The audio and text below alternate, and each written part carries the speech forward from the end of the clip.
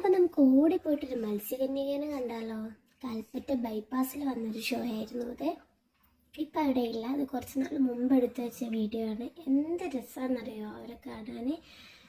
മത്സ്യകന്യകയുടെ ആ വസ്ത്രമൊക്കെ ഇട്ട് വെള്ളത്തിലിങ്ങനെ ഒരുപാട് സമയം നീന്തി അവരിടയ്ക്ക് ശ്വാസം എടുക്കാൻ വേണ്ടിയിട്ട് മുകളിലോട്ട് പോകുന്നുണ്ട്.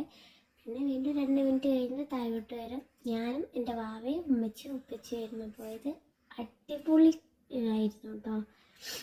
എനിക്ക് ഭയങ്കര ഇഷ്ടമായി. അങ്ങനെ വാവയ്ക്കും ഞങ്ങൾക്കൊക്കെ മത്സ്യകന്യക ഒരുപാട് ഉമ്മയൊക്കെ തന്നു. നല്ല രസമുള്ള നല്ല ഭംഗിയുള്ള മത്സ്യകന്യകയായിരുന്നു. ഇനിയിപ്പോൾ ശരിക്കും മത്സ്യകന്യകയാണെന്നായിരുന്നു എൻ്റെ ആദ്യത്തെ വിചാരം.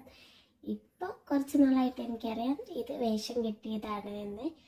പണ്ട് എൻ്റെ വിചാരം ശരിക്കും മത്സ്യകന്യക ഉണ്ട്, ഈ കാണുന്നതൊക്കെ ശരിക്കുള്ള മത്സ്യകന്യകയാണ് എന്നായിരുന്നു.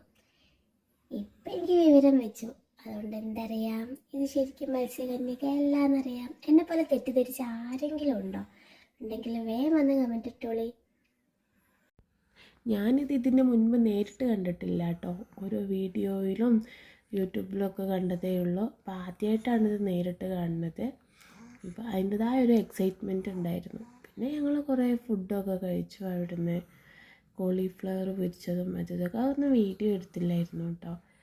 അപ്പോൾ പിന്നെ കുറേ പാർക്കുകൾ പോലെയൊക്കെ ഉണ്ടായിരുന്നു. അതിലൊന്നും കയറിയില്ല, മഴയായിരുന്നു ആ സമയത്ത്. അതുകൊണ്ട് നേരെ കോളിഫ്ലവർ പൊരിച്ചതും മുളക് ബജിയൊക്കെ കഴിച്ച് ഞങ്ങൾ വീട്ടിൽ പോയി.